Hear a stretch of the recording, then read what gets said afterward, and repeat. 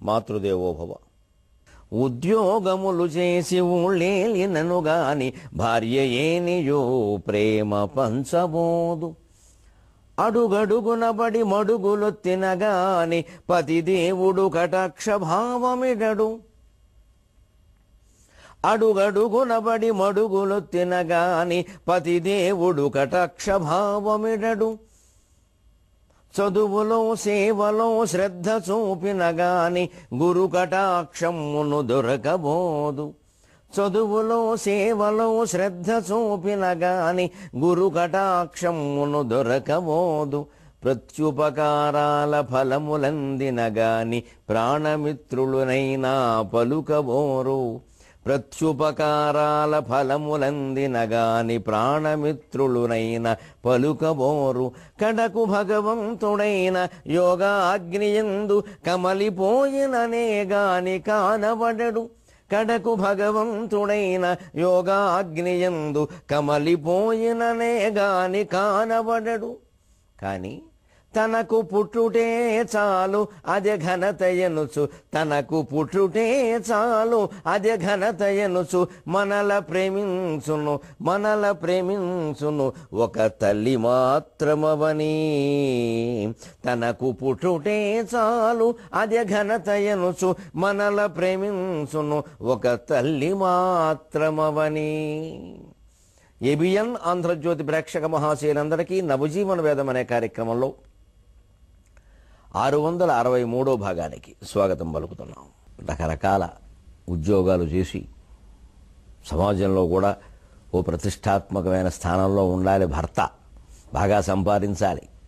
ఆర్థికంగా, సామాజికంగా, వీలైతే రాజకీయంగా కూడా మనమే పైన ఉండాలి అని భార్య ఆశిస్తుంది భర్త నుంచి. ఏమీ ఆశించని ప్రేమలేం కావు. పూర్వకాలంలో అయితే ఆ ఆశించడం అనేది కూడా ఒక ధర్మానికి కట్టుబడి ఉండేది. కాబట్టి బంధాలు బాగా నిలబడ్డాయి. ఆ ధర్మానికి ప్రాధాన్యం ఇచ్చారు ఈ ఆశల కంటే. ఇప్పుడు ఆశలే మిగిలే, ఆశయాలు పోయాయి. అందుకని బంధాలు నిలబడ్డాక అంచేత భార్య ప్రేమలో షరతులు ఉన్నాయి. ఊరికే ఏం ప్రేమించాలి అలాగా. కానీ పోనీ భర్త అడుగడుగున పడి మడుగులు తినగాని పతిదేవుడు కటాక్ష భావమిడడు. అడుగులకు మడుగులొత్తడం అంటారు తెలుగులో. చక్కని జాతీయం. పూర్వకాలం మహారాజులు అంతఃపురాల నుంచి బయలుదేరి రాజమందిరాలకి వచ్చేటప్పుడు దారిలో ఇస్త్రీ చేసినటువంటి చీరలు పరిచేవారు. ఆ ఇస్త్రీ చేసిన చీరలనే మడుగు చీరలు అంటారు. మడుగులు అంటే ఇస్త్రీ చేసిన వస్త్రాలు, ఉతికిన వస్త్రాలు. అందుకే మడివేలు అంటారు. శాఖలని మడివేలు అంటారు. మడివేలు అంటే మడుగులు తెచ్చేటువంటి వాడు. చదివినోడి కన్నా వర్ణ మడేలన్న మిన్నా అని అందుకే వచ్చింది. మడేలు అంటే సాగలి, మడుగులు తెస్తాడు కాబట్టి. మడుగు అంటే చెరువు అని అర్థం కాదు ఇక్కడ. వస్త్రం, ఉతికిన వస్త్రం. అడుగులకి మడుగులు వస్త్రం అంటే పూర్వం రాజకుమార్తెలు మంచం నుంచి దిగుతుంటేనే కాలెక్కడ పాదం ఎక్కడికి అందిపోతుందో అని కింద ఇస్త్రీ చేసిన బట్టలు పరిచేవారు రాజులకు కూడా. అదే అడుగులకి మడుగులు వత్తడం ఆ మాట అలా వచ్చింది. అంతేగాని చెరువులు అడిగించడం కాదుగా. అంతంత సేవలు ఈ దేశంలో భార్యలందరూ భర్తలకి చేస్తారు, చేసేవారు, చేస్తున్నారు కూడాను. అడుగడుగునబడి మడుగులు తినగాని పతిదేవుడు కటాక్ష భావమిరుడు. ఎన్ని చేసినా ఇంకా ఆడాళ్ళు మారిపోయారండి, ఇదివరకులా లేరండి అని ఏదో మాట్లాడుతూ ఉంటారు. అంటే భర్త ప్రేమలోనూ షరతులు ఉన్నాయి. ఏమీ లేకుండా ఏం ప్రేమించట్లా తాళికట్టిన పుణ్యానికి. పోనీ గురువులు శిష్యులు, అది కూడా కొన్ని షరతులతో కూడిన ప్రేమే.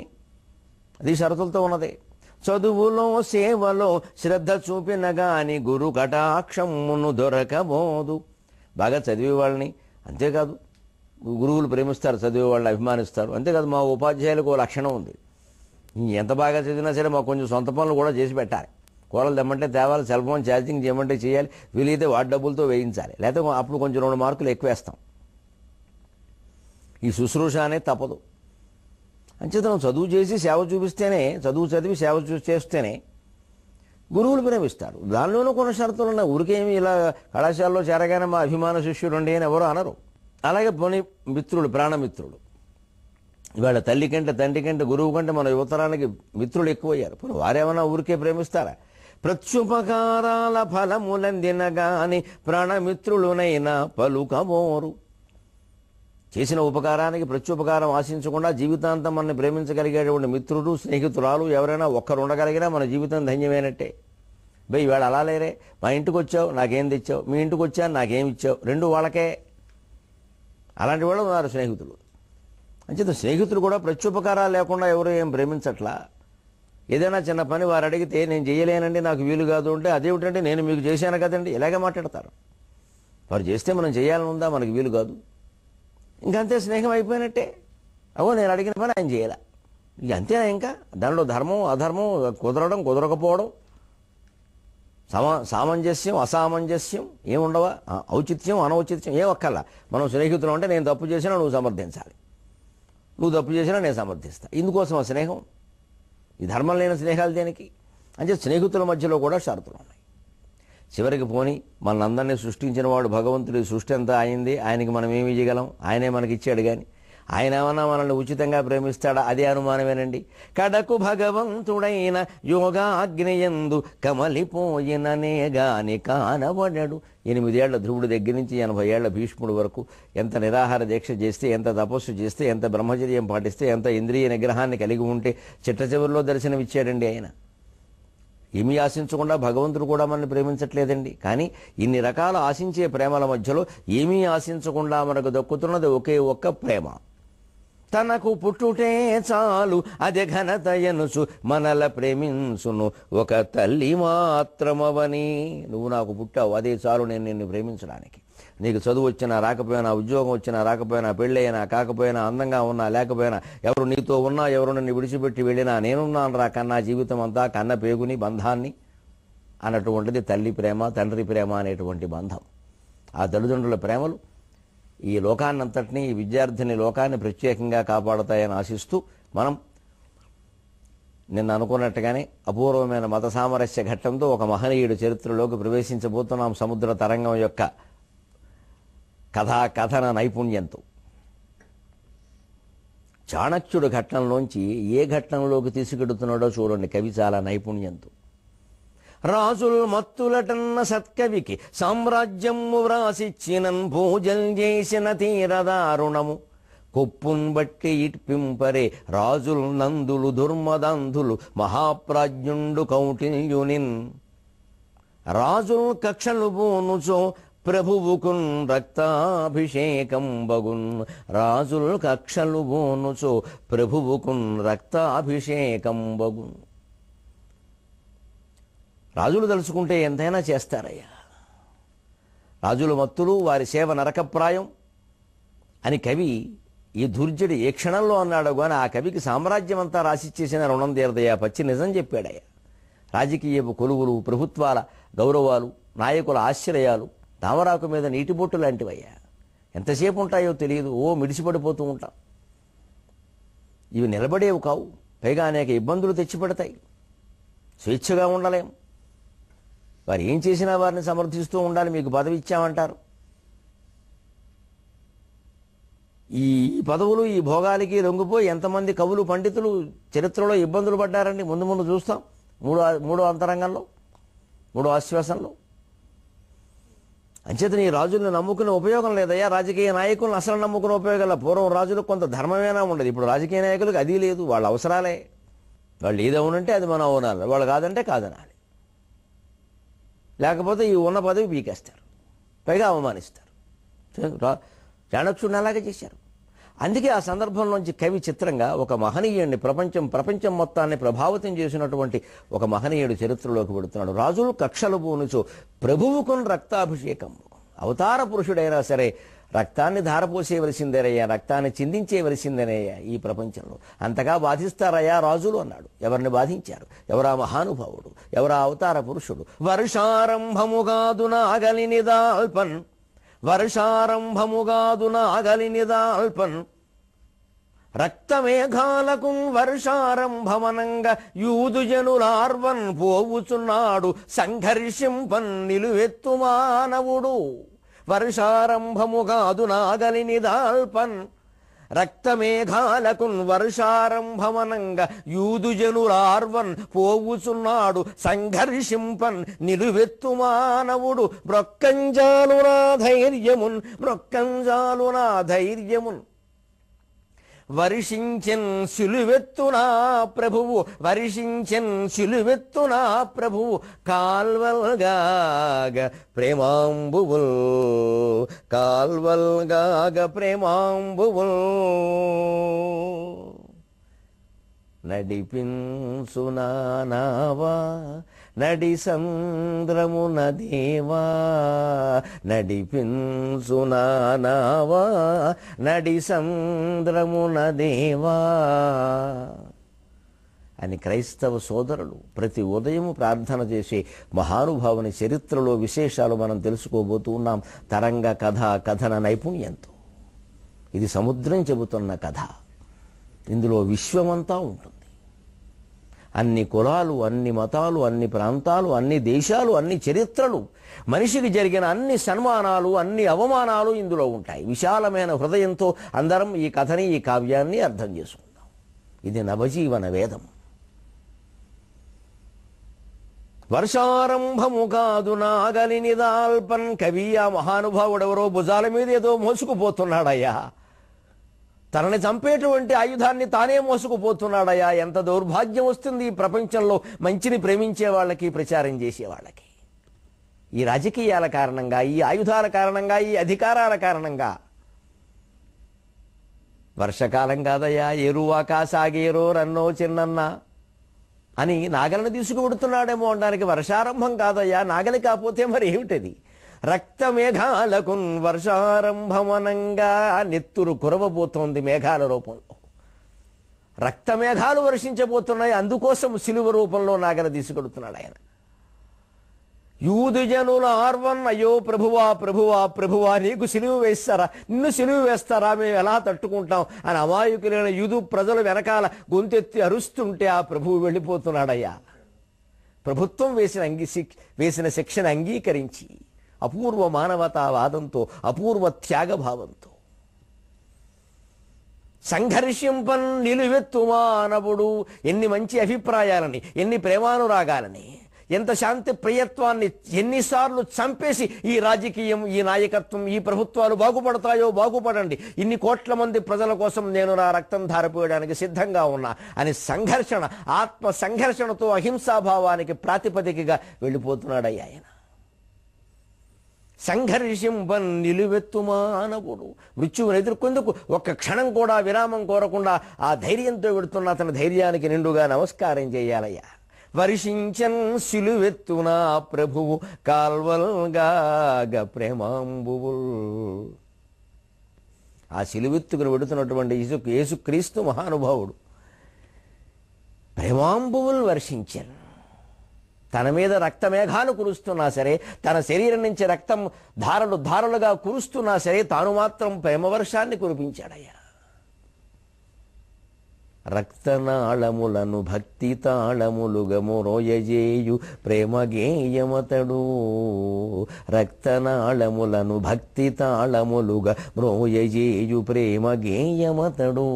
నడుపగలడు నావ నడి సంద్రమున గూడ, నడుపగలడు నావ నడి సంద్రమున గూడ. త్యాగమందలేని యోగమేది, త్యాగమందలేని యోగమేది. ప్రభవమొందినాడు పశువుల పాకలో, ప్రభవమొందినాడు పశువుల పాకలో, తొట్టెలో నా తేనె పట్టువోలే. ప్రభవమొందినాడు పశువుల పాకలో, తొట్టెలో నా తేనె పట్టువోలే. కాంతి బిందు ఒకటి కబురు చెప్పినదంట, కాంతి బిందు ఒకటి కబురు చెప్పినదంట, రాకబోలు వాని రాకగోర్చి. కాంతి బిందు ఒకటి కబురు చెప్పినదంట, రాకబోలు వాని రాకగోర్చి. ప్రపంచాన్ని కాపాడడానికి, ప్రపంచంలో శాంతి నింపడానికి మేరీమాత కడుపున పుట్టాడు ఆ మహానుభావుడు. ప్రభవం పొందినాడు పశువుల పాకలు. మహానుభావులైన వాళ్ళు, అవతార పురుషులైన వాళ్ళు ఎక్కడ పుడతారో ప్రపంచ చరిత్ర చూసుకుని నేర్చుకోవాలి. యేసుక్రీస్తు పశువుల పాకలో పుడతాడా? అఖిలాండ కోటి బ్రహ్మాండ నాయకుడైన శ్రీ మహావిష్ణువు శ్రీకృష్ణుడుగా చెరసాలలో పుడతాడా? దేవుడు ఏం చెబుతున్నాడండి మనకి? కులాల పేరు మీద, మతాల పేరు మీద, ప్రాంతాల పేరు మీద గొప్ప కులాలు, గొప్ప ప్రాంతాలు, గొప్ప మతాలు అని గౌరవిస్తున్నామే. భగవంతుడు ఎక్కడ పుట్టాడు? ఏ మతంలోనైనా భగవంతుడు ఎక్కడ పుట్టాడు? ఎవరికి ఇవ్వాలి ప్రాధాన్యం? మరి ఆ పశువులు కాచుకునే వాళ్ళని ఎలా చూస్తున్నాం మనం ఈవేళ? వెర్రిగొల్లా అని ఆక్షేపిస్తున్నామే. జాతీయాలు పుట్టించా వాళ్ళ మీద. శ్రీకృష్ణుడు గొల్లవాళ్ళ ఇంట్లో పెరిగాడు సంవత్సరాల తరబడి. యేసుక్రీస్తు స్వయంగా గొర్రెల కాపరుల ఇంట్లో పుట్టాడు, పశువుల పాకలో పుట్టాడు. తొట్టెలోన తేనె పట్టు వలె, ఆ చెట్టుకేదో తేనె పట్టు పట్టినట్టుగా ఆ పాకలో ఉండే తొట్టెకి తేనె పట్టు పట్టింది. ఆ తేనె పట్టే యేసుక్రీస్తు. ప్రపంచానికి తేనె పెంచి పెట్టాడు కదా, సేవాభావం త్యాగమ రూపంలో. హింసతో ఎదుర్కోమని చెప్పాడు కదా, మన ధర్మరాజులాగా, గౌతమ బుద్ధుళ్లాగా. ఆ వారసత్వమే కదా వీరిది. ఏ దేశమైతే, ఏ మతమైతే, ఏ ప్రాంతం అయితే ధర్మమే కదా. వీరంతా ఒకటే శాఖ. బుద్ధుడు దగ్గర నుంచి, ధర్మరాజు దగ్గర నుంచి, యేసుక్రీస్తు దగ్గర నుంచి మహాత్మా గాంధీ వరకు ఇది ఒక శాఖ, కరుణామయమైన శాఖ. హింసను సైతం అహింసతో ఎదుర్కోమనే శాఖ. దీని సాఫల్యాలు దీనికుంటాయి, దీని వైఫల్యాలు దీనికుంటాయి. కానీ చరిత్రలో దాని ప్రాధాన్యాన్ని మనం విస్మరించడానికి వెళ్ళలేదు. వీరత్వం అంటే దౌర్జన్యం కాదు, శాంతిప్రియత్వం అంటే చేతగానితనం కాదు. కాంతి బిందు ఒకటి కబురు చెప్పినదంట, రాకబోలు వాని రాక కూర్చి. రాక అంటే తెలుగులో నిండు పూర్ణిమ అని అర్థం. పున్నమి వెలుగులు పండించడం కోసం భగవంతుడు ఈ భూమి మీద పుట్టబోతున్నాడు అని ఒక నక్షత్రం వచ్చి చెప్పింది. ప్రభవముందినాడు పశువుల పాకలో, తొట్టెలో నా తేనె పట్టువోలే. కాంతి బిందు ఒకటి కబురు చెప్పినదంట, రాకబోలు వాని రాకగోర్చి. కవి విచిత్రమైన మార్పు సమాజంలో ఏం తీసుకొచ్చాడో తెలుసా? రక్తనాళములను భక్తి తాళములుగా మ్రోయజేయు ప్రేమగేయమతడు, నడుపగలడు నావా నడి సంద్రమునగూడ, త్యాగమందలేని యోగమేది. ఎవరి చరిత్ర వారికి ఎలాగూ ఇంపుగా ఉంటుందయ్యా. కానీ అనేక దేశాలు, అనేక చరిత్రలు, అనేక మతాలు, ఎంతోమంది మహానుభావులు, వారందరి చరిత్రల్లో ఉండేటువంటి మానవత్వ లక్షణాలని సమానంగా స్వీకరించగలిగిన వాడే మనిషి. సంకుచిత భావాలతో ఉండేవాడు మనిషి కాజాలడు. ఆ విశాల భావంతోనే ఏ చరిత్రనైనా మనం అర్థం చేసుకోవాలి. రక్తనాళాలని భక్తి తాళాలుగా మోగించాడు ఆయన. ఆ రక్తనాళాల్లోంచి పుట్టింది ఆ భక్తి. నా రక్తం ధారపోస్తున్నా మీకోసం, మీ పాపాలన్నీ పోవడానికి నా రక్తం ధారపోస్తున్నా అన్నాడు. ఎదుటి వాళ్ళని చంపేసైనా సరే, ఎదుటి వాళ్ళ జీవితాలు నాశనం అయిపోయినా సరే, మద్యం వ్యాపారం చేసి వాళ్ళని మత్తులో ముంచేసైనా సరే, మైనర్లు ప్రమాదాలు చేసి కుటుంబాలు తుడిచిపెట్టేస్తున్నా సరే, మేము బార్లు నడుపుతాము, సారా వ్యాపారం చేస్తామన్న మహానుభావులు, ఇంకా చేస్తున్న మహానుభావులు, అందులోనూ కల్తీ వ్యాపారాలు చేస్తున్న మహానుభావులు, మైనర్లను పిలిచి పోటీలు పెట్టి ఆఫర్లు ఇచ్చి మద్యపానం చేయిస్తూ ఉన్న మహానుభావులందరూ ఈ అవతార పురుషుల చరిత్రను అర్థం చేసుకుని మారతారని ఈ బక్క కవి ఆవేదన. మేము చేయగలిగింది అంతకంటే ఏం లేదు కాబట్టి మీ బార్ల మీద మేము దాడి చేయలేం కదా, తాగేవాళ్ళని తాగద్దని చెప్పలేం కదా, మేము ఆపలేం కదా. దండం పెట్టి మేము కోరేది అది. ఒక బుద్ధుణ్ణి, ఒక గాంధీని, ఒక ధర్మరాజుని, ఒక శ్రీకృష్ణుణ్ణి, ఒక శ్రీరాముణ్ణి, ఒక యేసుక్రీస్తుని, ఒక ప్రవక్తని, ఈ అవతార పురుషుని పేరు ఒక్కసారి మీరు తలుచుకున్నా మీ షాపులు మూసేస్తారు, ఈ దొంగ వ్యాపారాలు మానేస్తారు. ప్రభుత్వం లైసెన్స్ ఇచ్చింది అనకండి, చాలా తప్పు మాట అది, చాలా తప్పు మాట. ప్రభుత్వం లైసెన్స్ ఇచ్చిందల్లా గొప్ప పని అయిపోదు. ప్రభుత్వాల గత్యంతరాలు లేక లైసెన్స్ ఇస్తున్నాయి. ఈ ఆదాయం మీద అవి ఆధారపడ్డాయి. ఇంతకంటే ఆదాయం లేదా మనకి? ఇవాళ రమ్య అనే శిశువు చనిపోయి, రాజేష్ అనే వ్యక్తి చనిపోయి ఎన్ని కుటుంబాలు రోడ్డున పడ్డాయి. ఎవరో తాగి నడపడం ఏమిటి, అదేళ్ళు ఎవరి మీదో పడ్డం ఏమిటి, ఓ కుటుంబంలో మొత్తంలో ఎంతమంది ఉంటే అంతమంది చనిపోవడం ఏంటి? ఏం పద్ధతి ఇది? ఇది తాగుడు వల్ల వస్తున్నది కాదా? తాగి కన్న కూతుళ్లను మానభంగాలు చేసిన వాళ్ళు ఎంతమంది ఉన్నారు? తాగి కుటుంబాలను రోడ్డున పడేసిన వాళ్ళు ఎంతమంది ఉన్నారు? ఈ మద్యం వ్యాపారాలు చేస్తున్న వాళ్ళ హృదయాలు ఎందుకు కరగడం లేదు? మనుషులా, పశువులా? ఇందులో మళ్ళీ కల్తీ వ్యాపారమా? అందరూ దైవభక్తులేనండి, అందరూ ఏదో మతానికి చెందినవారేనండి. మద్యం వ్యాపారాలు చేసేవాళ్ళు నాస్తికులు ఎవరు లేరండి, అంతా దైవభక్తులే. పైగా దేవుడు ఫోటో పెడతారు, వారు అక్కడ హారతిస్తారు, ప్రార్థనలు చేస్తారు. ఈ పని మానరు. రక్తం ధారపోసినటువంటి ప్రభువుల కథలు మనం అవతార పురుషులుగా తెలుసుకుంటూ రక్తం పీల్చేసేటువంటి మద్యం వ్యాపారాలు చేస్తున్నామంటే మనుషులమేనా? పశువులంటే తప్పేదనా ఉందా? రక్తనాళములను భక్తి తాళములుగా మ్రోయేజేయు ప్రేమగేయమతడు. క్రీస్తు అంటే ప్రేమ పాట, ప్రేమ సంగీతం. ప్రేమాంజలి అని ఒక అమ్మాయి మాతో చదువుకుంది 10వ తరగతి వరకు. అమ్మాయిని చూస్తే ఆ క్రైస్తవం అంతా గుర్తొచ్చేది. అసలు అలా ఉండేది ఆ ఆకారం కూడా ప్రశాంతంగా. ఎప్పుడు ప్రార్థన చేస్తున్నట్టేను. కాశీలో కూడా నిద్రపోతుంటే మేము ప్రార్థన చేస్తుందేమో ప్రేమాంజలి లేపేవాళ్ళం.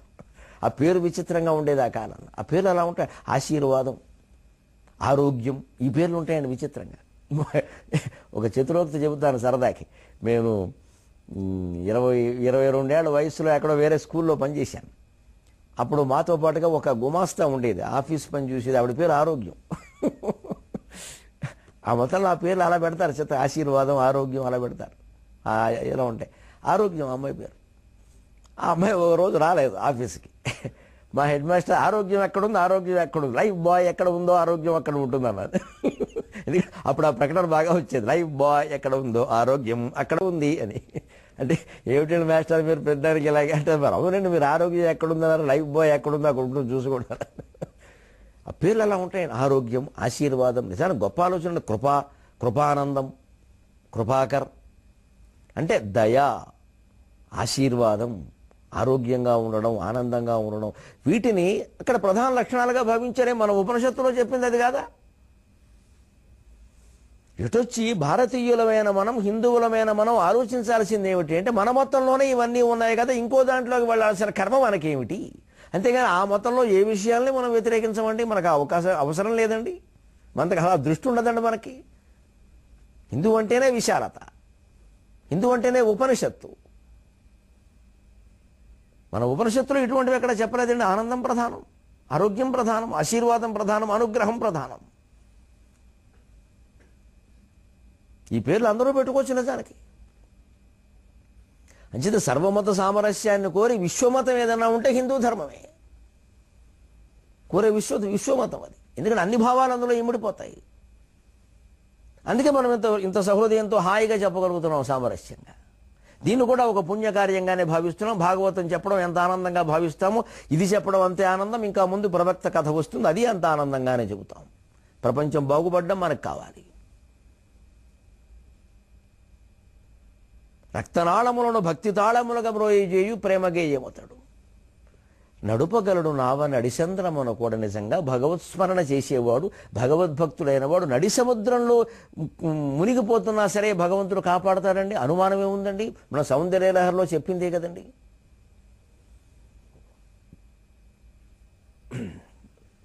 అవిద్యానామంతస్తిమిరమిహిరద్వీపనగరి జడానాం చైతన్యస్తపక మకరందశ్రుతిఝరి దరిద్రాణాం చింతామణి గుణనిక జన్మజలధౌ నిమగ్నానాం దంష్ట్రా మొరరిపు వరాహస్య భవతి. అవిద్యానాం అంతస్తిమిరమిహిరద్వీపనగరి. అవిద్య అనేటువంటి అజ్ఞాన సాగరంలో కూరుకుపోయిన వాళ్ళకి అమ్మవారు ద్వీపనగరి, మిహిరద్వీపనగరి, సూర్యద్వీపం. అదే నడిసంద్రమున నావ. ఆ నడిసంద్రం నుంచి కాపాడేవాడే భగవంతుడు. అందుకే క్రైస్తవ సోదరులు నడిపించు నా నావా నడిసంద్రమున దేవా అని ప్రార్థన చేస్తారు. మా చిన్నతనంలో ఆ ప్రార్థన ఆకాశవాణిలో ఆదివారం రోజున వినపడేది. మా అమ్మగారు మా నాన్నగారు ఎంత సామరస్యం అంటే, ఆదివారం నాడు ఆ ప్రార్థనలు వస్తున్న వాళ్ళు రేడియో కట్టేవారు కాదు. వినండరా అవి దేవుడి గురించే కదా అనేవాళ్ళు. అటువంటి తల్లిదండ్రులు కడుపున పుట్టారని నా అదృష్టం. వాడు ఎప్పుడు అభ్యంతరం చెప్పలేదు. మాకు ఏమీ తెలియదు, అన్నీ విన్నాం. వినండరా అవి దేవుడివేగా అనేవారంతే. ఆదివారం పొద్దున సూర్యనారాయణమూర్తి స్తోత్రం, శ్రీ సూర్యనారాయణ వేదపారాయణ, అది ఎంత బాగా వినేవాళ్ళం, ఇది అలాగే వినేవాళ్ళం. ఇది అవగానే క్రైస్తవ ప్రార్థన అనేవారు. నడి సంద్రమున నావా అని వచ్చేది పాట, నడిపించునావా వినేవాళ్ళం హాయిగా. అంతగానే సామరస్యంగా ఉన్నాం, మాతో చదువుకున్నారు అందరూ, అన్ని మతాల వాళ్ళు అందరం హాయిగా ఉన్నాం. ఇవాళకి కూడా కలుసుకుంటే ఆనందంగా మాట్లాడుకుంటున్నాం. ఇవాళ ఎందుకు ప్రతిభావన ఒక విద్వేషానికి కారణమవుతుంది, విశాలత్వం లేక. అన్ని మతాల్ని గౌరవిస్తాం, మన మతాన్నే అనుసరిస్తాం. అన్ని సిద్ధాంతాల్ని గౌరవిస్తాం, మన వైదిక ధర్మ సిద్ధాంతాన్ని మనం అనుసరిస్తాం. అంతే. ఇది విశాల భావం అంటే. అందరూ తల్లుల్ని గౌరవిస్తాం, అందరూ స్త్రీలని గౌరవిస్తాం, కానీ మన తల్లికి మాత్రమే సాష్టాంగ నమస్కారం చేస్తాం. అది వేరే విషయం. ఎప్పుడూ ధర్మం విషయంలో ఇలాగే ఉండాలి. త్యాగం అందలేని యోగం ఏది? నిజమున్బల్కుటనే రమయ్యి. త్యాగం ఏ యోగానైనా అందుకుంటుంది, కానీ యేసు ప్రభువుకి ఆ స్థితి ఎందుకు వచ్చిందంటే, నిజమున్బల్కుటనే రమయ్యి బ్రతుకి నిర్వేదమైపోయి, చిత్తజము ద్వేషము వీడి ప్రేమ సుధలంతన్పింపుడీయన్న ఆ సుజను శాంతిమయ స్వరూపమును యేసున్ బట్టి శిక్షించిరా కుజనుల్ రాక్షస చిద్విలాసముల మేకుల్ కొట్టి దేహంబునన్.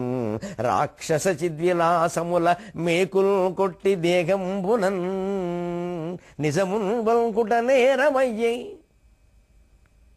నిజం పలకడం తప్పండి ఈ దేశంలో. ఈ దేశం ఏంటండి ప్రపంచంలో? నిజం మాట్లాడకూడదండి.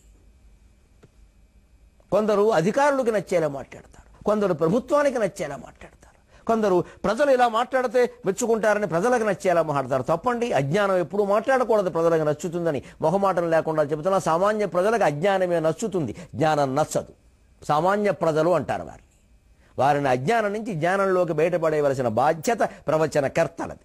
23:30 గంటల్లో ఆ ప్రయత్నాన్ని మరింత సమర్థవంతంగా చేద్దాం. అంతవరకు తెలుగు ఎక్కువ వాడదాం, నీళ్లు తక్కువ వాడదాం.